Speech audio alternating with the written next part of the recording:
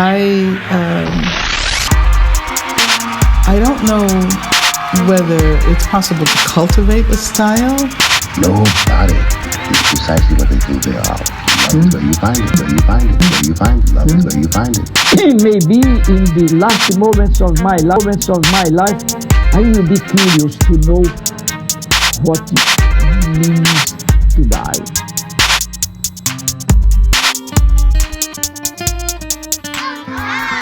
Welcome to Folk Phenomenology. My name is Sam Rocha. This is episode 6 of season 1, featuring special guest Vanesa Zuleta Goldberg on liberation theology. Today's episode was originally recorded on March 25th, 2021. Folk Phenomenology is sponsored by Whip and Stock Publishers, who published my 2015 book that this podcast takes as its namesake, Folk Phenomenology, Education, Study, and the Human Person. Give Us This Day, Daily Prayer for Today's Catholic, the Institute for Christian Socialism, Building a Movement of the Ecumenical Christian Left, Solidarity Hall, Eden plus Utopia, Revelation Cable Company, Vancouver Custom Cables and Pedalboard Solutions, Black Catholic Messenger, an online publication for Black Catholics. Where Peter is, there is the Church. And the Juan Diego Network, Catholic audio for Latinos. The featured sponsor for today's episode is Commonweal Magazine, the leading lay Catholic voice for commentary on religion, politics, and culture.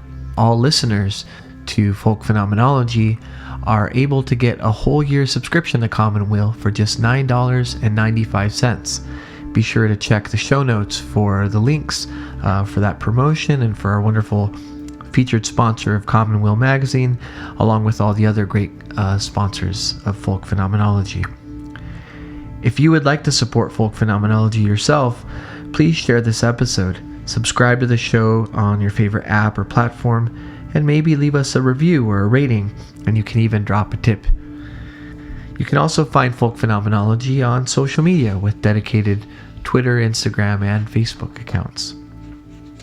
In last week's episode, I had a candid and colorful conversation with my old friend Sofia Elena Gurule on immigration, abolitionism, and also our shared kinship as Mexican Americans, in particular our families within the southwest parts of the United States.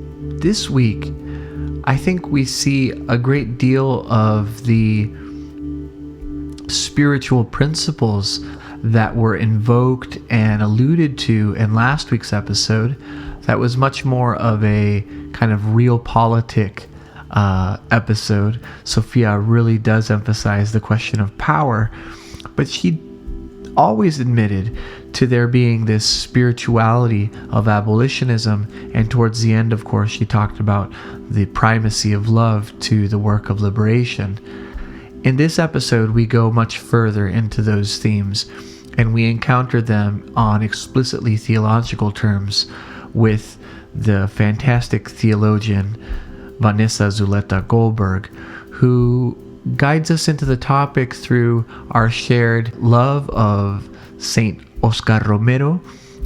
And we reach a point in the interview where, although I had never spoken to Vanessa before this interview, where we truly begin to share our personal faith journeys. And there was a point in the conversation where I felt as if I was not in an interview, but almost in a kind of prayer meeting. It felt like worship. Vanessa and I went from discussing an intellectual, theological tradition to witnessing and giving testimony to the power of God, not only in our lives, but in the people in our communities and within history itself. And this is the meaning, not only, I believe, of liberation theology, but also a part of what it means to love the world. Dilexit mundum.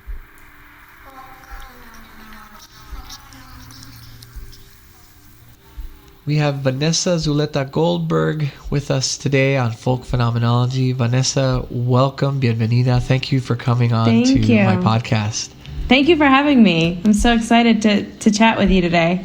Yeah, so the day that we're recording today is the day after the feast day of Saint Oscar Romero. Yes. And I really actually wanted to start there because you posted, I thought, just a really heartfelt and really moving, but also, I think, almost like a primer for people who are interested, for instance, in the church in Latin America, peace and justice, preferential option for the poor, liberation, theology. I thought your thread was so personal and so wonderful. I wonder if you could maybe start by saying a few words about that thread and about what you shared, and maybe about some of the reception towards it and whatnot. Yeah. So just to clarify, this is the one from yesterday from Oscar. Yeah. From Romero. So yeah, I mean, I have I don't know what the word would be. I feel very close to Oscar Romero, especially in the last few years in my life. I think for me, the last few years have really been characterized by learning about liberation as a whole, and then kind of going into the specifics of it. And one of the people that I feel has been walking with me in this journey has been Oscar Romero. And so the thread I shared yesterday, for me, when I learned about Oscar, I knew about him as a child. I think like when you grow up Hispanic, even if you're not from El Salvador, Romero is the voice of the people. And it's the voice of the people that when you talk to seminarians from Latin America, some of them fear his voice and some of them hope to be his voice in their realities, right? In their local ecclesial communities. And I think what I love about Romero was he was for el pueblo, like he was for the people. He knew his vocation, he knew his role, he understood what it meant to be a shepherd, and he did not let anything limit him from being part of the pueblo. He wasn't kind of this just hierarchical outsider, right? He was very embedded in the life and the culture of his people. And when I talked about that in the thread yesterday, he was about this concept of liberation. Some of his critics say that he would not like to be known as a liberation theologian, which fine, but at the same time, like he embodied this beautiful model, this beautiful praxis of what it meant to be a liberated people of God within a society that has so many limitations and structures and systems of oppression. And and I feel like for a lot of us, especially with the last few years, the voice of Romero is kind of a voice of light and darkness. Even though his life ended so tragically, it's a testament to who he is that like we are still so animated by who he was, and we're still so driven, especially in Latin America as a people, by the way in which he cared and loved for his community. So yeah, I think for me yesterday, sharing that thread on Twitter and kind of sharing a little bit about how I have felt challenged by him, for me it was kind of sharing a little bit of what I feel is, I think we all have kind of personal relationships with some of our favorite saints. And that's kind of like my personal relationship with Romero is he challenged me really hard, and in spaces that I did not want to be challenged in. And I'm so thankful that like God is using him to do that in my life right now. Sure. Yeah. Would you mind saying maybe one or the two of the challenges that you find to be like the hardest ones from Romero? Well, I think this idea of being with the poor, right? Like we get so attached to materialistic things, to consumerism, to the nature of capitalism, here in the United States. And, I know in my life, like there have been so many moments where I know God has placed me in a place to be with the poor and to really be at the margins. And because it was uncomfortable or challenging, I kind of backed away. And when I read Romero's homilies, I feel myself being once more pushed into that space. to take a look at my own life and like reflect on my own life. Like, what are the things that I'm, perpetuating, buying into that are harming other people and keeping them marginalized and keeping them at the margins, and not bringing them to the table. And I think that's how Romero challenges me. He draws me into what the pueblo is, which is this communion of people who not only suffer together, but also, are supposed to be liberated together.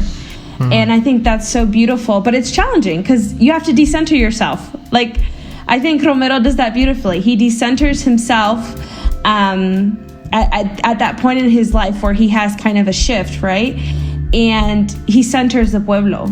And that's very hard because as humans, like, especially the way we're raised with, kind of American pedagogies and whatnot here in the States, it's very about us, right? Centering myself. How do I feel? What makes me feel good? And I think when you read Romero is very adamant about, how do we abandon ourselves to better love others? And that's so profound, but it can be so challenging. Yeah, no, so for me, one of the things that is particularly difficult in terms of Romero's witness is, I recently did an interview with Sofia Gurule, and afterwards, our interview spilled over into talking about the fact that, like, we were talking about sort of a certain kind of privilege that, that she comes from. And how in some cases in her activist work, people will be like, oh, was it hard growing up? And she's like, no. And how for me, I didn't grow up that way. I grew up differently.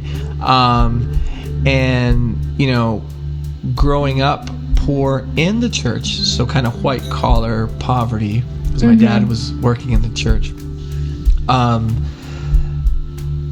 Even though I was in the church, being poor, like being in the church, didn't help all the things about being poor. It did help some of them. It gave you some social capital and stuff. Right. So for me, the difficulty in hearing not just the with the poor, but of the poor is in many ways, well, I don't want to be poor because it sucked. And I don't want that for my kids.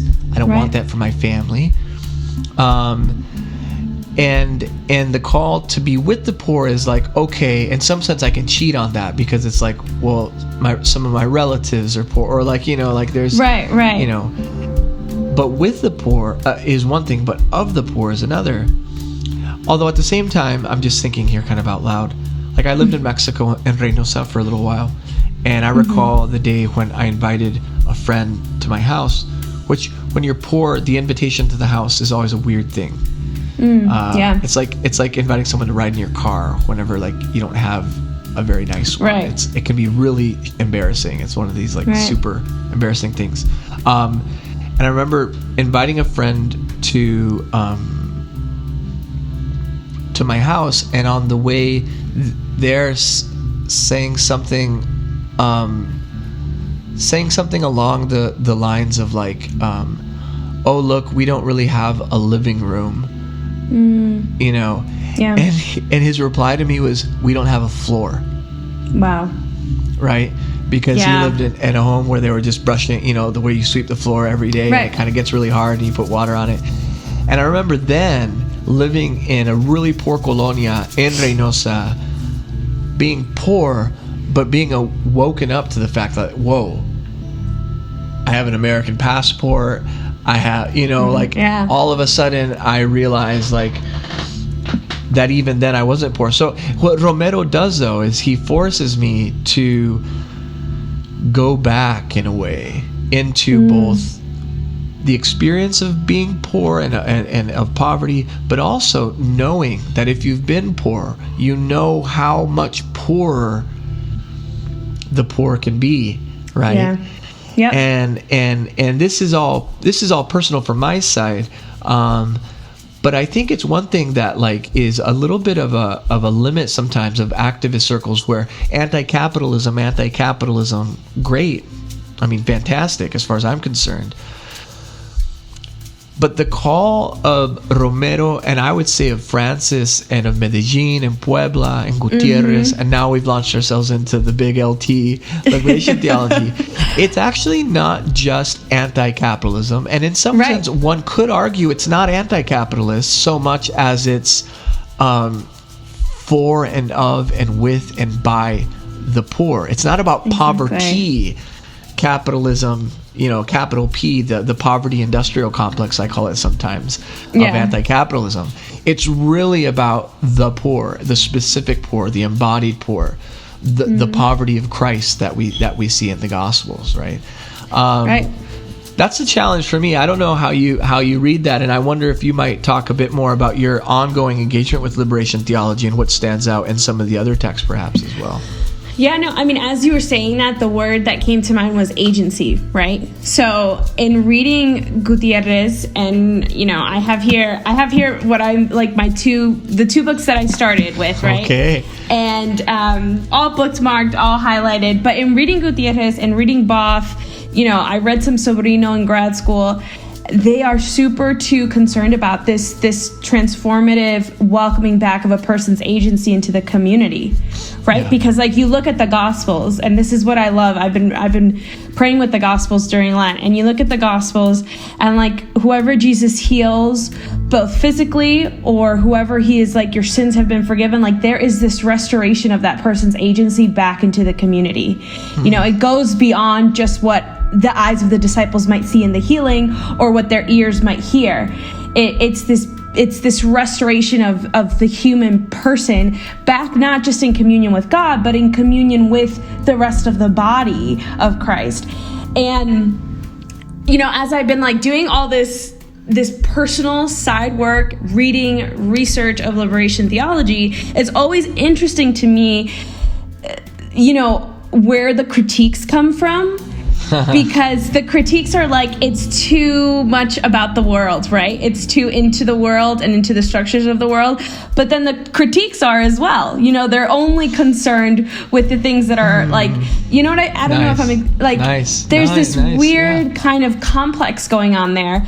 And when you get in that mindset with liberation theology of just seeing only, I guess, the economic kind of base critiques, you miss the mark, right? Because Gutierrez and Sobrino in both these books, on the side of the poor and introducing liberation theology, several times in the text, they're this, whether we're taking points from Marxism or social, we're just doing some contextual work, right? Mm-hmm, because anyone who studies theology knows it's contextually influenced because we are people who live in the world. The way we encounter the divine is still affected by the way in which we live in this world, because that's all we know and that's what that's all we're capable of. But if you just really read the text, several times in the pieces they say, that's just a side part. But what we're really focused on is this God of the Bible who becomes incarnational, right? And becomes one with us and suffers and laughs and has triumphs with us. And we forget that liberation theology is deeply tied into the Eucharist, deeply tied into the incarnational reality of Jesus Christ. And the language that it's using of hope is not an economic-based language. It's resurrection. That's the language of hope that liberation theology is so adamantly, concerned about that being the locus of everything. And I feel for me, it's just been awakening all these different things too, because I was telling a friend, I didn't realize that so much of my upbringing was marked by liberation theology. Mm-hmm. And I don't think my parents did either. I don't think we knew the language. And then I remember the first time I heard liberation theology was in college, and it was from the side of we don't talk about this. This is not heretical, but kind of heretical. And so as the good abiding little Catholic college student that I was well, then I'm not going to dive in, And it wasn't until graduate school that I started learning more about it. And then with everything just happening in the last year and a half, it's where I am finding life-giving theology, is in reading these texts And also reading a lot of Black liberation theologians as well, or feminist liberation theologians. Like, there's this beautiful component to that idea of what liberation looks like. Yeah, no, it's actually so important to me. I find it actually, it's funny because if you read like Medellin, that introductory statement, if you read it in the context of the critiques, it almost sounds like Medellin was listening to the contemporary critiques and addressing them all. Like it actually is very, very conservative. Yes. It rejects Marxism by name, openly. Yeah. Which of course was a controversial, some would say strategic, political, amongst the liberation theologians, there's of course the rejection of Medellin and Aparecida and Salam and Puebla as too ecclesiastical, too hierarchical, those things. Right. And the Gutierrez, Boff, the Juan Segundo, the architects of these ideas made a choice to. For instance, there's a lot made of 79 when John Paul II decides to kind of show up, right? At Puebla. That's one of my favorites. He's just like, hi guys, I'm here. Yeah, I know. It's like, hey, what's up? Let's chill. And they're like, oh no, not him. But like that story could be such a rich and difficult and thick story of, in some sense, the story of Vatican II making its way throughout the world. It could be such an important moment even in the pontificate of John Paul II, which, as we know, especially after the McCarrick Report, is very complicated to work through. Yet instead it's all about that one, admonition and nothing else. And the faithfulness, the gospel focus, the theology. I guess that's the part, is that liberation theology is a theology. It's a series of statements and claims and pastoral words seeking God, and I think that's so important. One of my main kind of sources, this is sort of my the philosopher's move is always the onion move, right? The thing before the thing.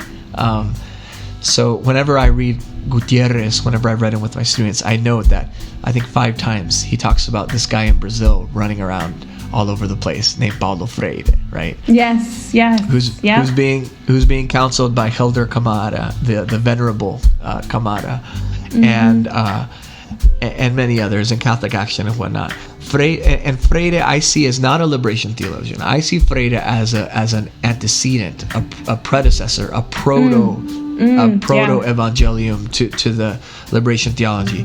Freire has this amazing statement that I'd love to hear you respond to, and I think it kind of adds to this guiso we're making here of liberation theology. He says, "Now dicotomizo entre la mundanidad y la transcendentalidad," and that's my really bad Portuguese. It's, I don't dichotomize between mundanity, worldliness, and transcendentality. And to me, that admonition, now dicotomizo, no dicotomizo, I do not dichotomize between the horizontal line of the cross and the vertical line of the cross, right? Right. To me, the center of the cross and Jesus's heart is what we find at the intersection of the horizontal and the vertical. It's where he calls out to the Father in despair, but he looks down upon his mother with John, right? It's this ability to call out to the heavens, but also look down to the ground and forgive the soldier. And to me, first of all, I don't know how much more orthodox, how much more Christian, how much more theological we can get here. And your point, which I think is an excellent rejoinder, that like those who claim that liberation theology is too invested in worldly affairs are only making a worldly critique. Let's hear them respond to the horizontal, to now dicotomiso and the horizontal. I wonder how you resonate with that Freudian line. I don't know if you've heard of it before. No, that was the first time I heard of it. I mean, I think for me, right, it brings up two things that I noticed very like onset in my journey with liberation theology, is that what's primary for Gutierrez and for all of these liberation theologians, pre and post Medellin and, post the creation of Selam and all that, is that the locus is positive faith, right? Their locus is not... The second part of it is maybe more in its composition attached a little bit more to the world, but the heart of it, the nucleus of all of this is faith, positive faith, and that faith is in dialogue with liberation theology, and liberation theology in dialogue with that faith as a whole. And Gutierrez is so adamant about making that point, that the primary locus is positive faith, and then the second is the experience of the oppressed, the experience of those at the margins. And I think he's intentional about doing this. First, he's a Dominican, right? And so I got my theology degree, my bachelor's at a Dominican college. And what was grounded into me was veritas, truth. Like it's every theology class. Yeah. And I think sometimes people forget that, like, Gutierrez has this Dominican charism that he's carrying through all of this with him. And I think he's able to engage with the world so beautifully and so profoundly, even when it's challenging, because he's always going back to those central truths of the church. And he's always going back into, the fulfillment of liberation is not the full fulfillment of liberation, right? It's not going to be communism, capitalism, socialism. No, for Gutierrez, it's Christ. Yes. Now, all those things might have a different variable that they play in the formula, but the end game is communion with God. Yeah. And so when I look at the critiques of liberation theology, I'm thinking, well, how much of Gutierrez did you read? Or did you just go off the talking points that everyone just, you know what I mean? Yeah. Because if you read him, from the get-go, that's what he's trying to present to the reader. And I think that's why liberation theology comes about, right? Because those who are at the margins, the poor, they have this very beautiful relationship with the incarnational Christ that has suffered as they are suffering now. And it brings to mind that the incarnation was a testament to the fact that God is interested in both the physical and spiritual welfare of his people. And so I think when Gutierrez is masterminding kind of all of this, right, in his work with other theologians and their work with the poor, he's going back to those central kind of truths of, who does Jesus associate with in the Gospels? Who does God associate with in the Psalms? Who do the prophets associate with? Who does God call for the prophets to associate with? If it's with a ruler in the Old Testament, it's usually from a place of you need to figure yourself out and you need to do something about the way you're treating the poor. Because when it's with the widow, when it's with the orphan, when it's with those who have been cast out from their communities, it's from a place of liberating them into a space back at the table. And so while the tools of liberation theology may be related to social sciences, the core reality of it is Christ. Christ is the center of all of it. It all revolves around him. And it just think about how, the way Latin America, right, expresses their relationship with the divine and the ways in which they associate it. I live 5 minutes from the border here in El Paso, and there are a ton of protests happening around this area on Juarez right now because of the feminicide that is happening to these Mexican women. And what's really profound to me, I took a class with Dr. Nancy Piera Madrid. She used to teach at Boston College School of Theology and Ministry, and I think she teaches somewhere in California now. But she wrote this book on suffering and salvation in Ciudad Juarez. And she talks about how these women, right, these Hispanic women are using the imagery, for example, of our Blessed Mother as like the liberator. Yeah. Like she is going to walk with us, journey this journey of tears, of pain, of anger, because she was able to do that in not only, you know, having Christ within her for 9 months, but in raising the Christ who was going to suffer.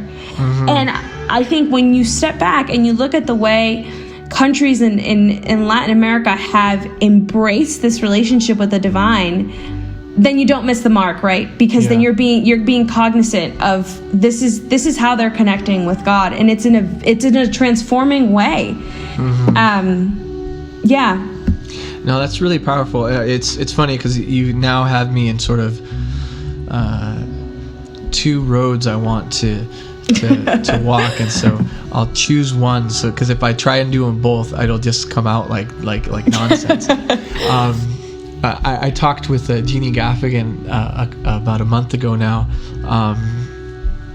about my society, my academic society, the Philosophy of Education Society,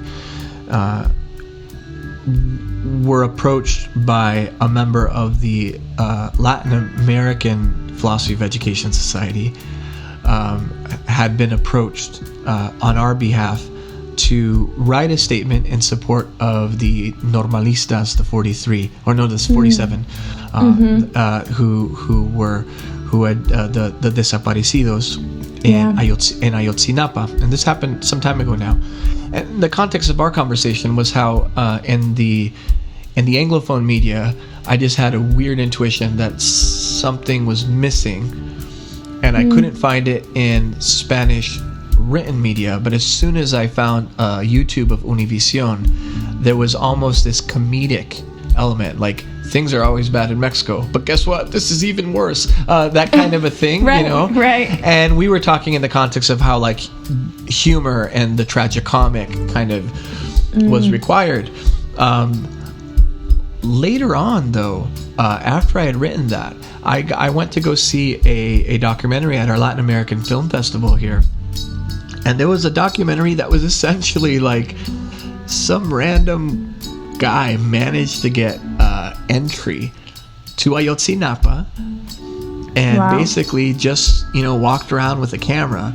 And I hope he had permission for all these shots and stuff.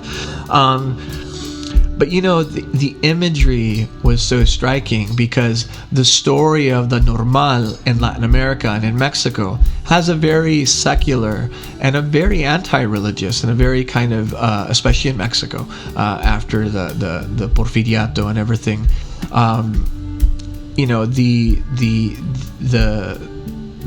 teacher's college equivalent, the normal school, as we'd say in English, has a very secular identity. The Cristeros, in fact, targeted public school teachers as the spreaders of the false doctrine, and they lynched them along the Mexican railroad. I mean, that's there's kind of this like this hallmark secularism, Marxism, and so when you look at the murals of the normal in the state of Guerrero, you see Che. And you see Marx, and you see, you know, but guess what else you see? And you see these at the memorials of their graves. You see rosaries, you see Guadalupe, you see, and they're saying there, which is why they didn't like the American Anglophone press reporting that these were dead, and why they were disappeared, desaparecidos, was because of that saying of,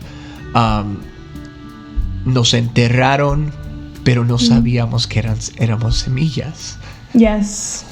Yep. And when you think of that, they buried us, but they didn't know that we were seeds. And we put it into the poetics of your reading of Mary carrying Christ as the seed of Adam to redeem the world. But then also Christ being buried, but they didn't know. Right. He would resurrect. Right. There's a thoroughly both incarnational but also salvific narrative here, which, to your point before, if you're basic about this and you don't do your work, which involves not only reading but also using the poetic imagination of Latin America and of Christianity, for God's sake. Right. You miss all these things, right? You do. So that to me is such a great point with what you brought up with Juarez. The second point, though, and I'd like to hear more about this, because there's the naysayers who say, well, Romero was never a liberation theologian. He was skeptical of those things. Right. Okay. And in 1977, Rutilio Grande, his friend, was assassinated. Right. And it changed his life. Right. And this story is all over the place. I have recently been rereading Gutierrez's long book on Bartolomé de las Casas. And in that book, he makes it a point, because they're fellow Dominicans, Right. He makes it a point, to your point on truth, he makes it a point to show that Las Casas didn't acquire his defense of the indigena, his later defense of all enslaved people of the Americas through Aquinas. He acquired it through personal and direct contact by witnessing, and the way of doubting Thomas the Apostle. And I think there's an incarnational aspect to Romero's conversion of sorts, to Las Casas, detailed by Gutierrez. I often think of Ivan Illich, who goes to Washington Heights and he finds the Puerto Ricans, this Viennese, Austrian, Italian guy. He finds the Misa Boricua and it changes his life, right?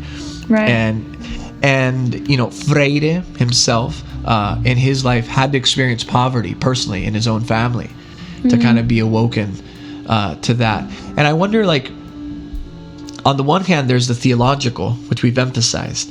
But on the other hand, there's also not just the social scientific or the worldly or secular, but the embodied encounter with the wounds of Christ in our world that definitely motivated and changed Romero in his heart, Las Casas. I mean, we could go on. We could go to Paul of Tarsus if we wanted to. Right.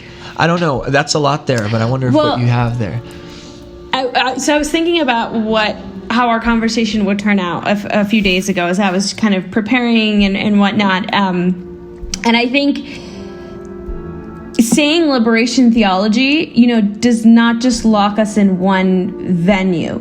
Liberation is the mark of the gospel, right? We don't, and what's beautiful about Gutierrez is that he says he hopes that we reach a point in our society and within the body of Christ that we don't even call it liberation theology anymore. That it's just theology. And that all theology, all pedagogies of faith are just marked by liberation.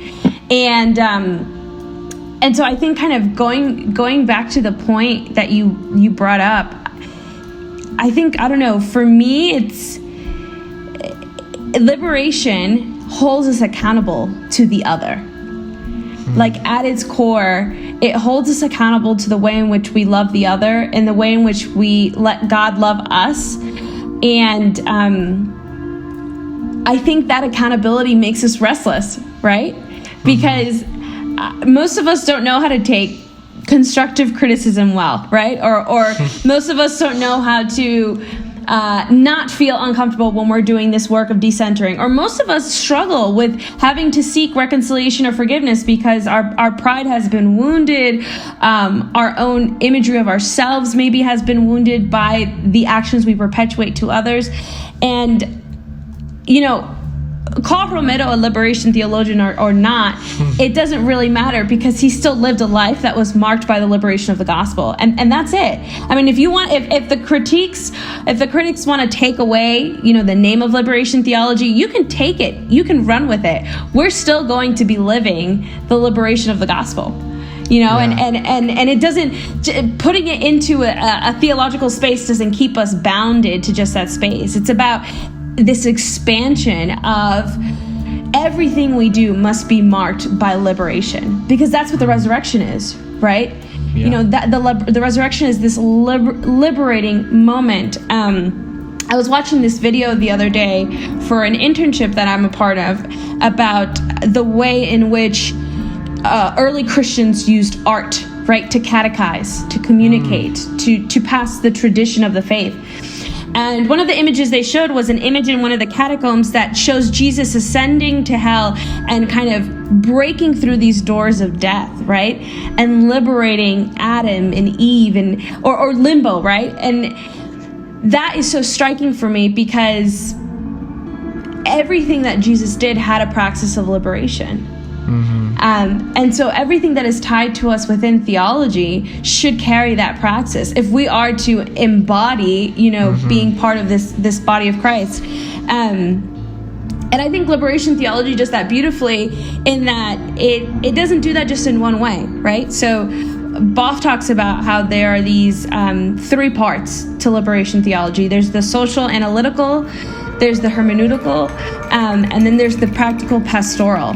And what's beautiful about this trifold, right? This threefold kind of praxis take on it is it also reminds us in many ways of like the Trinitarian God. Like I love when I see 3 in theology because I'm immediately like Trinitarian God, But it again, these 3 parts are calling us into relationship with ourselves, with the community, and with God. And there's this beautiful kind of axis of liberation that is constantly supposed to be moving within these 3 parties that, again, call it theology, call it liberation theology. I don't know if that matters as much as it matters what we do with the gift of liberation that we get through salvation history. I don't know if that I kind of went on a little tangent there. I don't know if that kind of answered. No, that's I think that's exactly, in some sense, that's the point. I mean, the question of liberation theology isn't sort of, it's not about creating a competing idea of theology. No, right. It's ultimately about how we live and about the fact that the way one lives in Latin America, the Latin American bishops are very kind of sociologically specific about this, forces upon the conscience a particular relation, not only internally but also externally to power. And this is a bit of the subtext of the documents, but we all know who killed Romero, right, and we all know who killed Martin Luther King Jr. Right, exactly. And you can say that King was, recently people are saying he was colorblind, blah blah blah. It's like, yeah, well, if that got him killed, then your argument is kind of falling apart at the seams. If Romero, not being a liberation theologian, not being a Marxist, being all these things, nonetheless presented this kind of a challenge to power. Exactly. Right? Exactly. And in some sense, there's something even Christological about that. Christ was obviously questioned so many times about, are you saying this? Are you saying that? Are you a radical? Are you saying you're the king of the Jews? And time again, he would say, no, I'm not saying anything radical, but I'm the Son of God. Right. He had that thing going on, and exactly. And nonetheless, it was a cause of rejection, and it was a cause that had him treated like a common, criminal by the empire. And so to me, it's almost in a way where one could say, because they do say this, Christ wasn't a radical. The Beatitudes are not meant, he said you'll always have your poor. So, get around that one. They'll say the same thing about the prophets if they need to. In some sense, they'll say anything to avoid.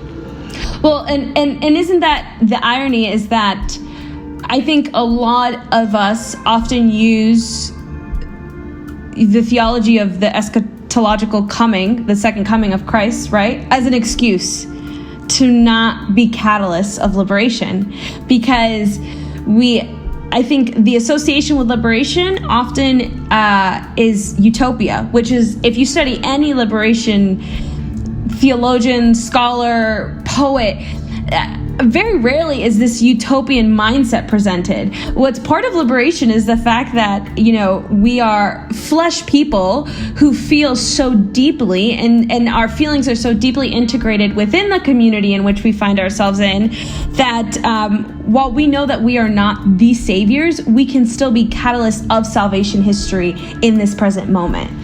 And that's the thing that I feel at times frustrates me when I'm sitting at the table at the church, is that I often hear the excuse of, well, suffering will always be there. The poor will always be there. And it's frustrating for me that we have kind of turned to that excuse, right? That's our defense mechanism now when it comes to holding ourselves accountable. Because, this theology is part of an evolving world, and the world is constantly evolving, and theology evolves with it, right? But to kind of keep theology here as the world keeps moving forward, because we're like, well, we're still going to have suffering, sin, and all this. It does a lot of discredit to theology, and it does a huge disservice to who we believe God is, right? Because if God is Alpha, Omega, omnipotent, all things, to say that we stop here as everything else keeps moving in this direction, we're missing the mark, And liberation is the tool that keeps us moving forward within that suffering, within that joy, within that triumph, within death, right? And so I think, in what you brought up, I went back to like some of the biggest excuses I see as to why people do not want to converse about what liberation theology really is because then you don't have the excuse anymore. You don't have the excuse anymore to be like, well, what can I do? I live in, Virginia, and, what can I do for the poor in Latin America? And it's like, there is so much you can do because you have been given the breath of God to be this catalyst within salvation history for others. And so, and I think too, I love the little kind of joke you made there about like people saying Jesus isn't radical, right? But then he's like, eat my body, drink my blood. Like, come on, you know what I mean? Yeah. But what's so striking about Jesus too is he talks about this kingdom of God, right? Over and over and over again. And it becomes so threatening, not just to the people that are listening to him that later on turn against him, but to the very institution of government at that time. Yeah. And that hasn't changed. To talk about the kingdom of God today and any framework of politics, social context or economic sciences is still threatening to us, right? Because in the kingdom of God, we're not the ones with the power. And it was not intended to be that way because we're not God, we're not divine. And I think that we have to kind of step back and keep thinking like, how is living a life marked by liberation helping to further the kingdom of God here as we pray in the Our Father? I think that it's also interesting to me because there's still so much space that we have yet to discover within this context of theology. And there's a lot of new people coming on board, or there's a lot more connections happening within demographics and cultures about this type of theology. And to stifle it, I think, would do us great harm as a church. I truly believe that. It's definitely globalized in what some critics might say is sort of unhelpful ways. The moment things globalize, you have the people saying, we did this already before, and then you have the people saying, we've lost the true meaning of the movement, and so on and so forth. I know, for instance, there's a great deal of discussions of liberation in the context of like Israel and Palestine, critical Muslim studies of like an Islamic theology of liberation, obviously black liberation theology, which I always feel kind of like Cone specifically. Yes. Like it was very generous, I feel, for Cone to to adopt the language of liberation theology. And Freire wrote the foreword to that when it was published, and to really kind of I'm being careful here because I don't want to say that the Black liberation theology, in particular the Black liberation theology from the the AME and the sort of Protestant Black churches, is in some sense owes any debts to Catholics. But I think there was actual like radical generosity in Cone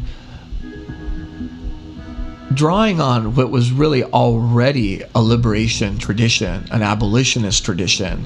In other words, like Cone could have let the Latin Americans do their thing, the Catholics, whatever. Right. And one of the things that I'm sure there's some scholar somewhere who will write and say, I wrote a whole thesis on this, and I'll read it and I'll thank them for their correction. But I've often wondered, like, honestly, I've just wondered, why is Cone so generous? I critiqued Cone in an essay I published in 2015, and he was still alive at the time, and I sent it to him because I thought it was right to send him my critique. And he wrote me back and he said, Sam, I don't take this as a critique. I see this as just a continuation of the work.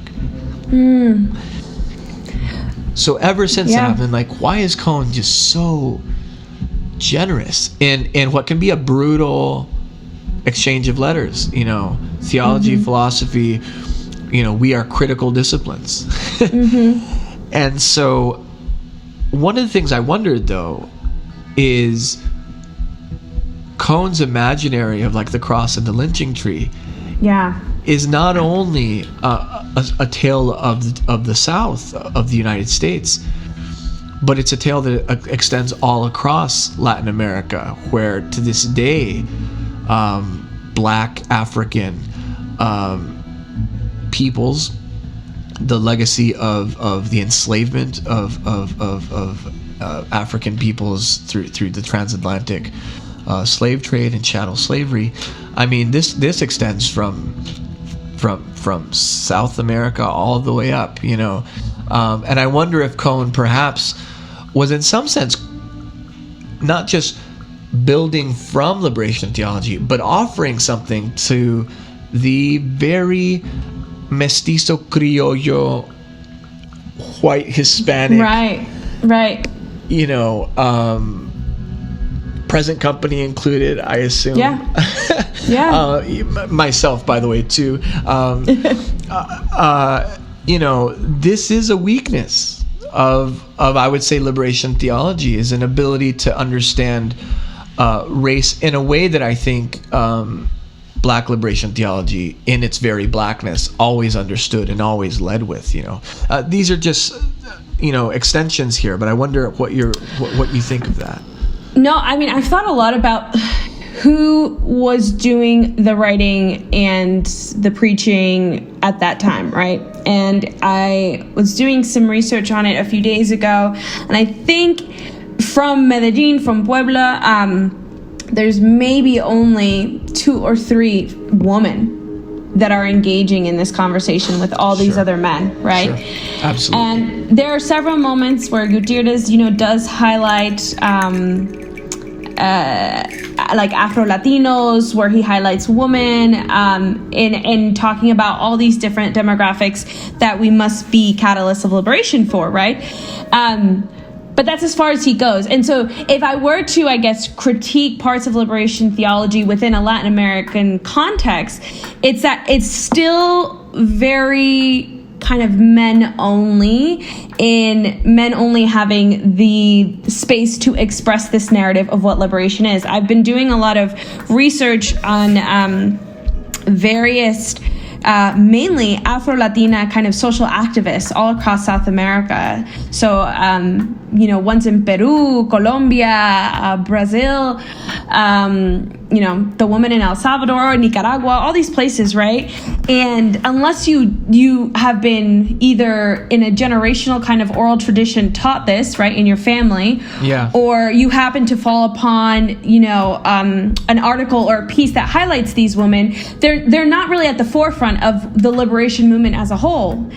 And that is very frustrating for me, right? Because what I do love about Cone in reading, the lynching tree is that Cone does make space. Like, he doesn't just mention people who are at the margins. He's very intentional about making space to engage them in this conversation.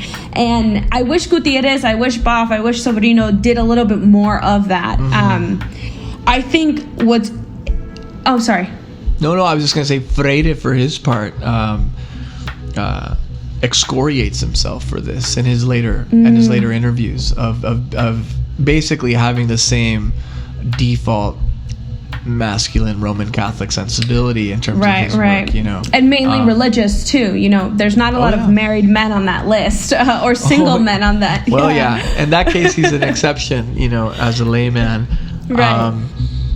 No, I think you're absolutely right. And what's so scandalous about that, from a very folk perspective, is when you peek into the window of the mass and you look at all those veiled women who are literally holding this church together, who are not, generally speaking, as prone to being lured away by the material temptations of capitalism and materialism and all these things. I mean, I don't want to throw anything away, but I mean, Medellin, Selam, and Puebla, and Vatican II, and all the things are really important. And the Latin American woman, Malcolm X has that famous saying that no one's more disrespected than the black woman. Yep. And I think we can take this all the way down the Americas, and say no one's more disrespectful than the Afro-American, Afro-Latin American woman, and women in general across this tradition have, in some sense, and I'm thinking now about your own very, in my mind, beautiful and personal study of Romero specifically, but of the tradition. They've always been there. They were certainly there before. We can take this all the way to Mary. We can take this to the the resurrection. They've been doing the liberating work before it was even called liberation theology in their communities. They've been working for labor rights. They've been working for farmers' rights. They've been working for women's rights. They've been working with the poor and the marginalized. And again, not to knock on important things that have impacted our church, like Puebla, Medellin, Vatican II, but they didn't feel a need to have to be in the room to do the work. And so when I find myself very discouraged, I think of these women, right? Because I'm like, I'm not going to be at the table for a lot of this stuff, because I am not a man, and I'm not a religious, from a religious order or whatnot. I am a Latina woman, but I look to them as kind of these beacons of the work of liberation is not a work in which you are held at this high regard and esteem in society. It's about being in communion with people. Yeah. That's at its core. It's about being in communion with people, and then if you want to add the theological component, being in communion with people and with God. And so these women have been doing this for years, and sometimes, I do want to be like, we need to get them in the room and give them the props that they deserve, just like all these men have gotten the props that, I mean, it's a razor edge to walk. Yeah. And I'm particularly walking on a razor as a man with all the inheritances of being a Mexican American machista man. But I mean, so on the one hand, the unaware man thing to say is full-blown kenosis, woman is self-emptying, so on and so forth, right? But of course, that immediately runs into a perpetuation of any number of the oppressive things that have held, my sisters in bondage for millennia, and that's not liberation, right? No. And so I think there's actually here, I think there's a theological interval that's just, it's either this small as like the space between my fingers, or it's 17 miles wide. We're either missing it because it's right in front of us or because we're inside of it, right? Right.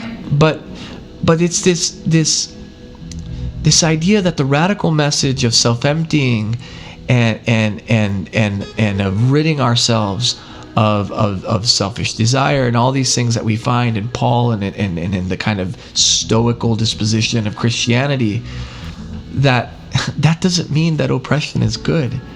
Right. And it doesn't mean that pleasure is bad either. To me, this is where, and I'm going to pull I'm going to do a real bad thing here. But I've done this bad thing before, and I've been wrist slapped for it. I probably deserve it. But personally, for me, just as a Christian trying to know my faith, Benedict XVI and his retrieval of eros from the trash heap and Deus Caritas Est, even by crediting Nietzsche. That for me has been among the most radical and most liberating theological moments in my formation. And I read this sort of opening to what he eventually calls the mad eros of the cross, where God's agape is itself expressed through pure eros. Yeah. That to me is this erotic core of the gospel that's liberation. So if there's these silly, cheesy activist things of if I can't dance, it's not a revolution kind of a thing, But I think these are important things, right? That we need to be able to dance and find an interval of pleasure, and but it can't be that masculine, all-consuming fire of eros either, right? Now I'm being sent to Teresa of Avila and her autobiography, right? Anyhow, what do you make of the mad eros of the cross and all this? I mean, I think when I think of it, I think of like this, the concept of scandal, right? Like the scandal of the cross, the scandal of Holy Week. It's riveting. It's kind of intoxicating, when you think about it. Like I always find myself every Holy Week so enraptured in what we are retelling through the gospel narratives, and what we are maybe even physically acting out through the stations of the cross, through sitting with Christ in adoration after the liturgy on Holy Thursday, all these things, right? The scandal of the fact that Christ brings life through death, and I think sometimes that's so hard for us to compute, because we are living to die right now in our human embodiment, right? And and Christ kind of flips the formula on its head. And I don't know if I have the right words to kind of express how the scandal of the cross is this major liberating tool in salvation history, right? Like the fact that Jesus bleeds, the fact that Jesus weeps, the fact that Jesus thirsts, like these are all very visceral reactions that we can have in our human embodiment and in our human experience. And the fact that the incarnational Christ has also had this encounter. I mean, what a scandal to have a God who sends his only begotten Son to encounter the kind of recklessness of humanity, and it all kind of culminates right there in the cross, because I always think about, like, what could the disciples have been thinking, right, on Good Friday? Like, here's this man that they have followed for 3 years. They've poured, their life into being with him, being in communion with him, in community with him, the friendships that must have been built. Like, I think about the friendships between Christ and the disciples often, and then you get to the cross and this utter sense of like desperation, like the weeping and the wailing that's at that moment, and thinking, like, how can this be it? Like, how can this be the end game? How can this be where it all closes? And I think, without the cross, we don't have not just the scandal, but the language of hope from the resurrection, right? And I think that's what liberation theology focuses on so beautifully, is that it takes into full account that we will suffer, right? Suffering is going to be a part of our experience here, however it looks like for us individually, for us within our families and our communities, but we will suffer. But what a scandal it is that God suffers with us. Like, I don't know. I don't know if that's answering your question. I think the wheels are still kind of working through my head as I try to figure out how to articulate it. But I tell you what, there's something about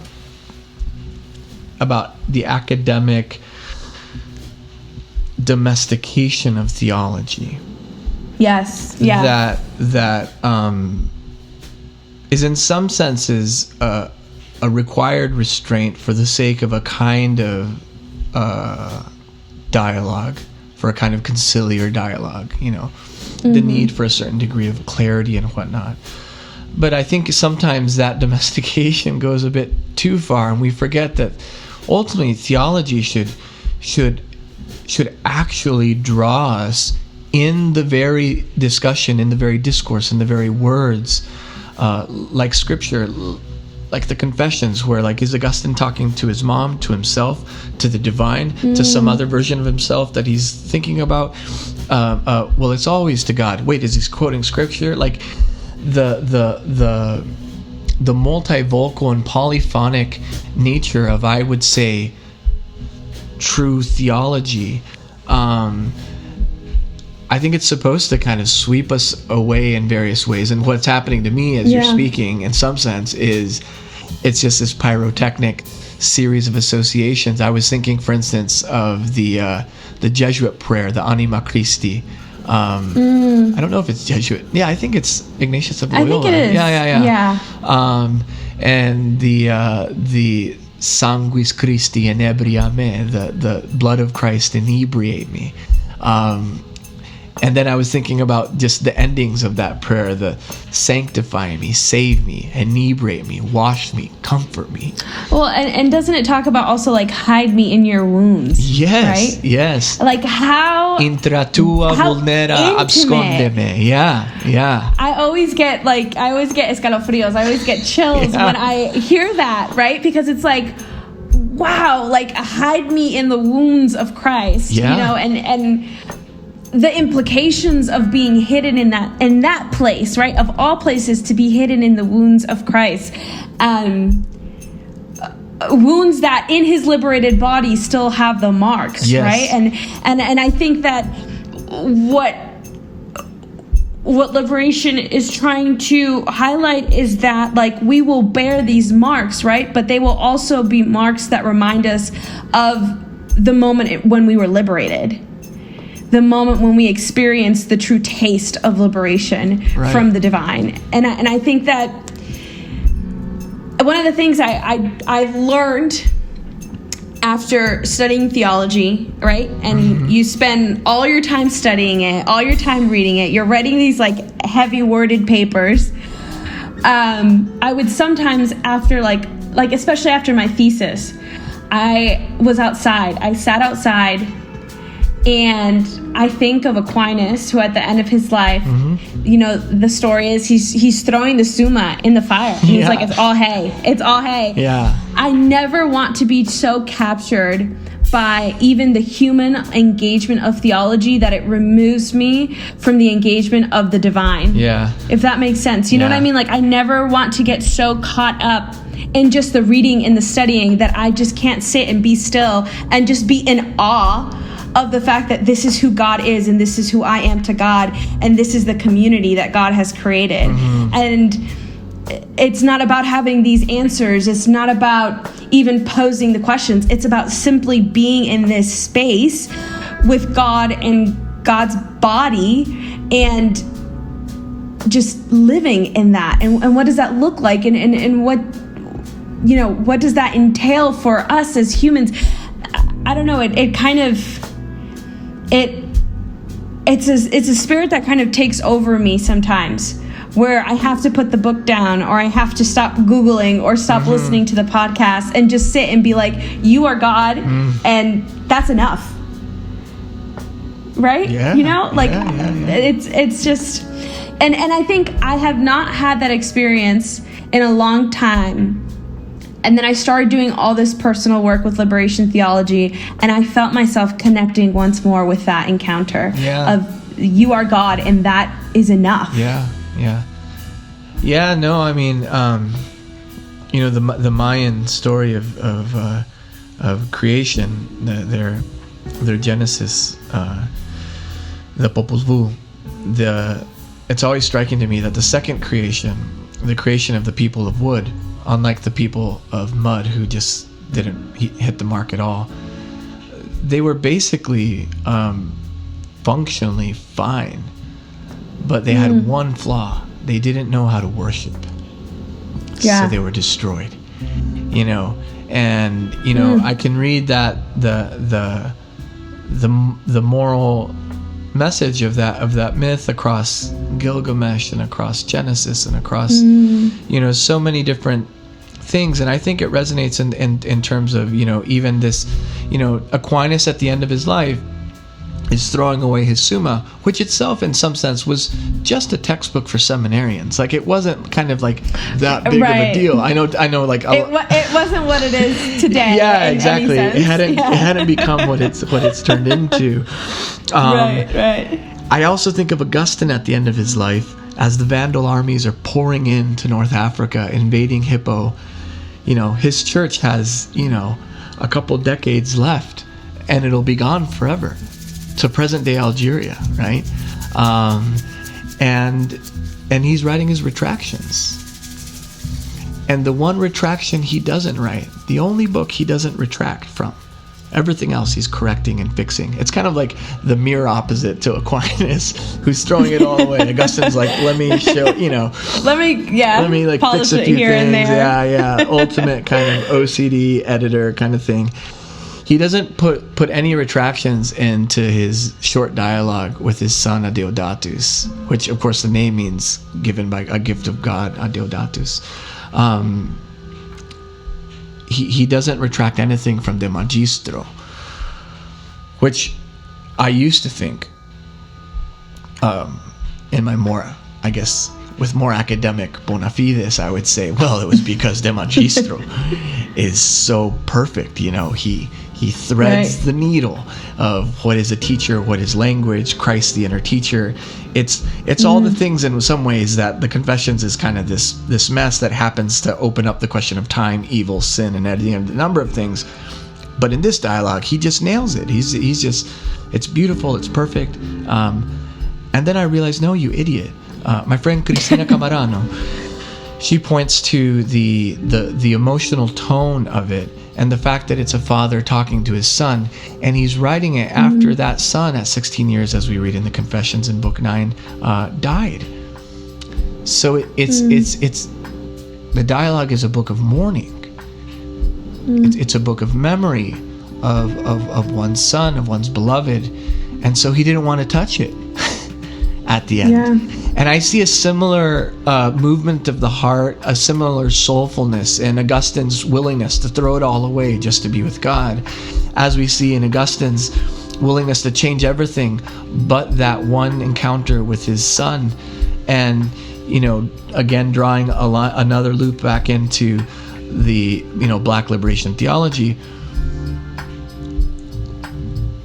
I'm going to admit to something that's very embarrassing as a Spanish speaker. But I like reading in Spanish a lot. And I like writing in it a little bit. And I like talking in it a ton. There's a formality, though, to Spanish, and especially to the Spanish address, and especially to the ecclesiastical and academic Spanish form. I mean, look, I kind of fell in love with Las Casas' voice for stuff, and it was fine. And, the poetry of Sor Juana Inés really kind of shines with that nice, Castilian vibe. Mm-hmm. But I'll admit, the formality drives me crazy. It ultimately is, again, I'm probably just saying how American I am, how assimilated I am.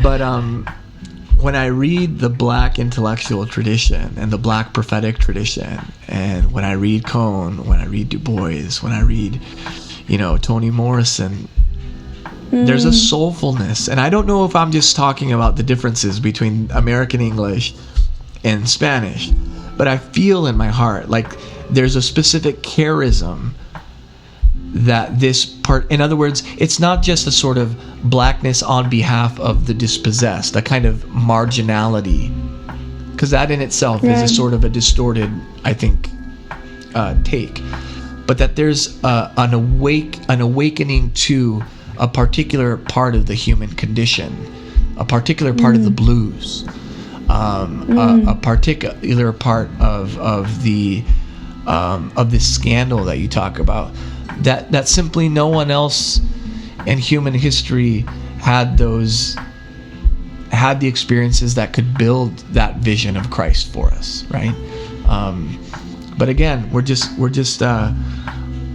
improvising here. This is jazz. Right. Well, and I think I struggle with the moments where theology kind of falls into this like complex nature, right? Because I'm always turning back to how I grew up, and I've been reflecting on how I grew up for a while now. Quarantine gives you all the time to think that you never had before, and you start thinking all these things that you're I don't want to think this anymore. Yeah. I want to go back to work. But and I'm thinking of the faith I had as a child. And so I think of my faith right now in 3 stages. I'm 27 years old, so I feel like I'm kind of exiting out of the second stage. Okay. So I think of the faith I had as a child, and then the faith I had as a teen and a young adult, and it was I struggled so much in it, but it was also so simple, and I think that's why I stayed within it, if that makes sense, right? Because that soulfulness that you just talked about with the way in which just Black liberation communicates itself to its people and to the world, it's not about having even an intellectual hold on other people. It's literally about just like loving liberation them in and of itself. Yeah, loving them and caring for them. And there's this beautiful simplicity to it, but the simplicity is probably some of the most challenging work I've had to work through, right? I have felt that, studying other pedagogies of faith, systematic moral theology, etc., I think I struggled less with that, right? Than I did when I look back to the way in which my faith, the simplicity of my faith as a child, and then I look into all these different spaces where, again, faith is not being used as a tool of just intellectual gain or space. It's being used as a tool of love. And that's what it is. And that really, it captures my heart in a way nothing else can. And I had a really kind of not great encounter with the church in my previous job. I left there last fall, and it was so just harmful for me that I almost left the church. And I think one of the reasons why I stayed and why I'm still here, right, is because I feel like God is bringing me back into that simplicity, into that this is a tool of love, you know? And I don't know. I feel like this just opened like a whole web for me. So there's like 8 different things going on in my head right now that are like 8 different strings in that web.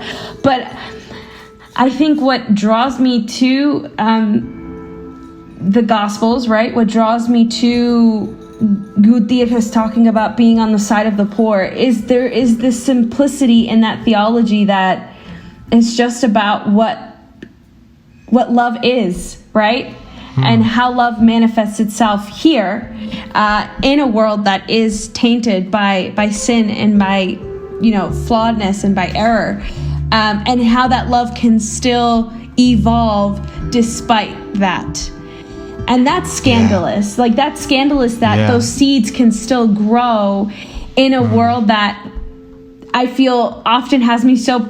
I'm just like in this perpetual state of anger, right? And and I think another thing too for me is going back to liberation theology. It's for everybody. It's not just for the theologians. It's not just for the bishops. It's not just for it's for everybody. Like there's whole sections of Gutierrez's work where he talks about the lay people and the charisms of the lay people within this contextual theology and what the implications of that are. And I think it's just so beautiful to see a table where you literally bring your whole self, and your whole self does not have to include like a PhD or the even intellectual. Like, you just bring your whole self and just know, like, I wish to be loved and I yearn to love. And that's it. That's like the core of it. No, totally. Yeah. I mean, if philosophy is the love of wisdom, then the theology that love kind of created in the Christian tradition, built from Athens and Rome and Jerusalem and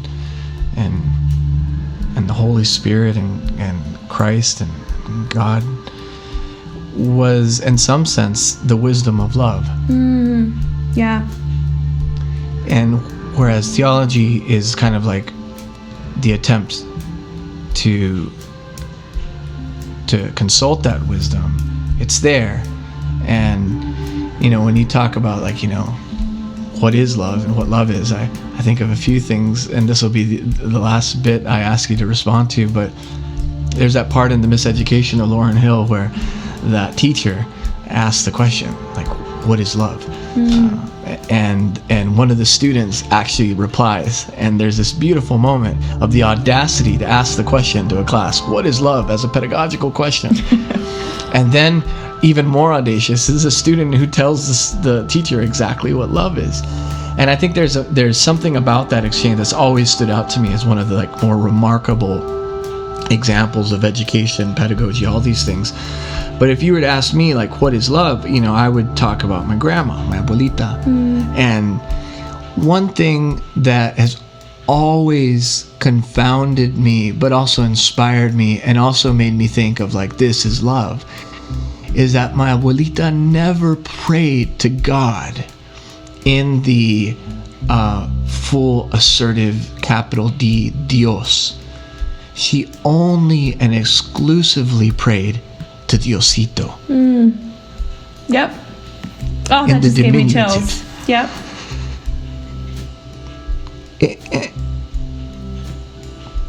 And I kind of feel like maybe the problem is that the message of liberation theology is that God is capable of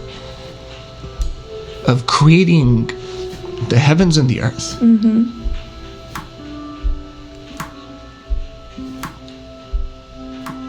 But he can also get this small. Yeah. Oh, Sam. Yeah. I mean, and that's what I never want to lose sight of that. I never want to lose sight of, at least for me, those moments where God grew small with me because I felt small. he didn't tower over me. He sat there with me. Yeah. In the same way, crisscross, that I was sitting against the wall, he sat there with me. And I think what draws me, even when I'm angry, back into this space is that, like you said, the God that can be so big and so massive, right, can also be so small for us to encounter him so intimately. And like, what a gift. Like, and so when I think of love, I think of that which is life-giving. You know? Yeah. I thank you for sharing that about your grandmother. That really was just so beautiful to be able to hold that with you. Yeah. What a mighty, tiny God we serve. Yeah. And I love, and I'll end with this I love to think about the incarnational Christ, right? Because there are some times where I find myself doing things and I think, I wonder if he did this too. You know, I wonder if he had inside jokes. I wonder if there was a certain way he liked his food to be cooked that his mom only knew how to do it. You know, I wonder if, you know, when he got tired, you know, did he flex his ankles like I do after I cycle? Like all these stupid little things, right? But the fact is he probably did because he was fully with us. And I think that's the core of all of this. That's the core of what all these liberation theologians, scholars, movements, people within the context of theology, I think, are trying to highlight, is that not only is God for us, but God is with us.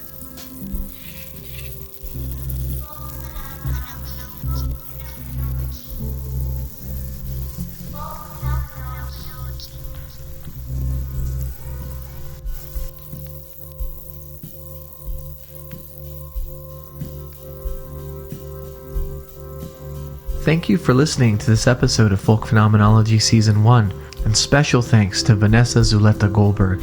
I would like to again thank my sponsors, Whippenstock Publishers, Give Us This Day, the Institute for Christian Socialism, Solidarity Hall, Revelation Cable Company, Black Catholic Messenger, Where Peter Is, and the Juan Diego Network. I would also like to thank our featured sponsor for today, Commonweal Magazine. Once again, all listeners to Folk Phenomenology are entitled to subscribe to Commonweal for only $9.95. And also be sure to check out the Commonweal podcast, one of the friends of the show. And if you're a student or a recent graduate, you can sign up for a free subscription to Commonweal as well. The other friends of the show, including the Commonweal podcast, are the Gloria Purvis Show, Disinherited Podcast, Davud Gozli, Up Too Late with Teresa Zoe Williams, Conversation on Tap, Saintly Witnesses, Kinder Conservative, The Show, Gregory B. Sadler, and Kush Classics. Make sure to check out the show notes for links to our featured sponsor, Commonweal Magazine, to our other wonderful sponsors, and to the group of friends of the show that we have here and that I consider myself so lucky to be able to count on as friends and supporters and community in this work. You can also find a tip jar, and if you're moved to contribute something to this show, all contributions to the tip jar will be a bit of a boosting fund for the start of season 2, which has not started yet, only in theory, but there's some upgrades I want to make to a few of the technical aspects of the show, and so that will go a nice long way for that. We have now crossed the threshold of a quarter of the way into Folk Phenomenology Season 1. There is still 75% of the season to share, and at this point, the way you can help most is to continue to help us to begin getting the word out about this podcast, to share it as much as you can and as much as you feel comfortable with on social media, and also to contact people who you think just one-on-one directly might be interested in this podcast. Next week, I'm in conversation with Dr. Catherine Addington. Catherine was about to defend her dissertation whenever we spoke, and since then she has successfully defended and now has her PhD from the University of Virginia. She wrote her dissertation on Saint Raphael Aranís, and it is a work of translation, and it is precisely that topic that we take up in conversation next week, namely translation in general, also the translation she's doing of Saint Raphael, the question of sanctity and the saint, and also a number of questions about language and the politics of translation, and also the dynamics between English and Spanish, and really so much more. It's another one of those episodes that's kind of short-sold on its one-word description. So please tune in for that. Folk Phenomenology is written, hosted, recorded, and produced by me, Sam Rocha. If you'd like to learn more about me and my work, you can go to samrocha.com. Vanesa ended today's interview with that powerful note that God is not only for us, but God is with us. And this idea of being with implies a world where we dwell with God and with one another. And it's in this very situation that Vanesa so poetically and so powerfully highlighted and brought into focus that this show understands itself as a work of delight, as a work of love of the world, as a show that encourages and exhorts you all to love the world. Dilexit mundum.